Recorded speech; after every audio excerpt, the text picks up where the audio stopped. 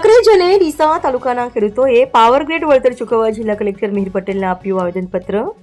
પાલનપુર, બનાસકાંઠા, કાંકરેજ અને ડીસા તાલુકાના મોટી સંખ્યામાં ખેડૂતોએ આજે પાલનપુર જિલ્લા કલેક્ટર મિહિર પટેલની કચેરીએ પહોંચ્યા હતા અને પાવર ગ્રેડ સંબંધિત વળતર ચૂકવવાની માંગ સાથે આવેદન પાઠવ્યું હતું, જેમાં કાંકરેજ તાલુકાના બુકલી ગામના ખેડૂત આગેવાન દિનેશભાઈ ઠક્કર સામે મુડેઠા ગામના ખેડૂતો પણ મોટી સંખ્યામાં હાજર રહ્યા હતા। ખેડૂતોના જણાવ્યા મુજબ તેમની જમીનમાંથી પસાર થયેલ પાવર ગ્રેડ લાઇનના કારણે થયેલ નુકસાન નિયમ મુજબ મળવાપાત્ર વળતર હજુ સુધી ચૂકવવા માટે આવ્યું નથી અને અનેક રજૂઆત કરવામાં આવી, તેમ છતાં યોગ્ય નિર્ણય લેવામાં ન આવતા ખેડૂતોએ જિલ્લા કલેક્ટર મિહિર પટેલ સમક્ષ આવેદનપત્ર આપવાની ફરજ પડી હોવાનું જણાવ્યું હતું।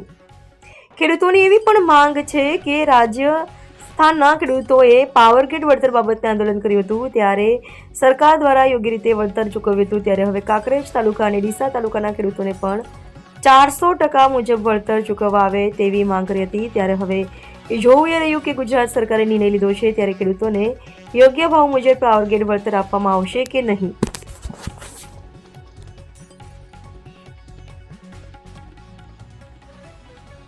નામ શું છે અને શું છે આપની માંગ?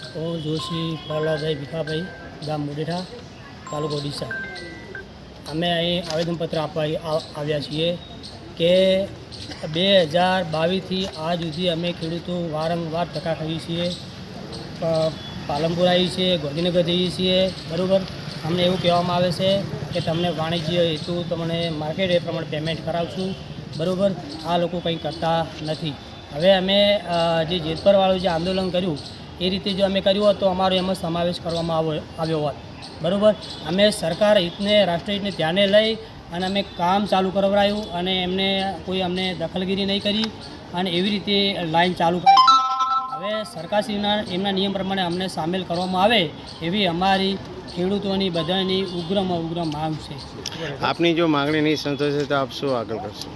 આગામી સમયમાં આ માંગણી સંતોષવામાં નહીં આવે તો ઉગ્રમાં ઉગ્ર ખેડૂતો આંદોલન કરશે।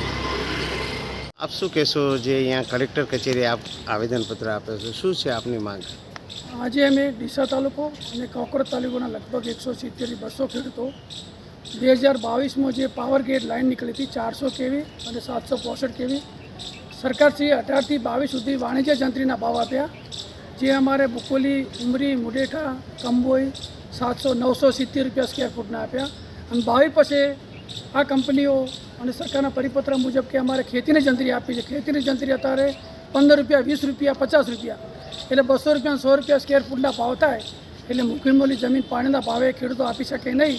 એટલે અમે રાષ્ટ્રહિતના કામમાં દખલ ના કરી લાઇનમાં પણ વળતર કોઈ લીધું ના ખેડૂતોએ। અમારી એક જ માગ છે કે 400% દરેક રાજ્યમાં આપે છે વાણિજ્ય હેતુ, અમને આપે એ જ માગણી લઈને અમે આવ્યા છે। બીજું ગઈકાલે જે પરિપત્ર સરકારશ્રીએ કર્યો, અમે 4 વર્ષથી અમે આંદોલન કર્યા, જ્યાં બધા ફર્યા સરકારમાં, કલેક્ટર ઓફિસે બધે જ્યાં, બરાબર, ધક્કા ખાધા, પણ કાલે જે પરિપત્ર જે કર્યો સરકારશ્રીએ એવું લખ્યું છે કે જે પ્રગતિ લાઇન એટલે કે જે ચાલુ લાઇન કામ હોય તેને જ આપવા। ચાલુ લાઇન તો 1-2 લાઈનો ચાલુ છે, લગભગ 22થી અમારી લાઈનો 25માં પૂરી થઈ, 25 સુધી અમે કોઈ વળતર લીધું નથી। તો અમારી એક જ માગણી કે વાણિજ્ય 400% નવો પરિપત્ર પ્રતિષ્ઠ થયો એમાં અમારા બધા અસરગ્રસ્ત ખેડૂતોને વળતર લીધેલ ના લીધેલ દરેકનો સમાવેશ કરે એવી અમારી એક જ માગણી છે। આપનું નામ? દિનેશભાઈ નાણભાઈ ઠક્કર।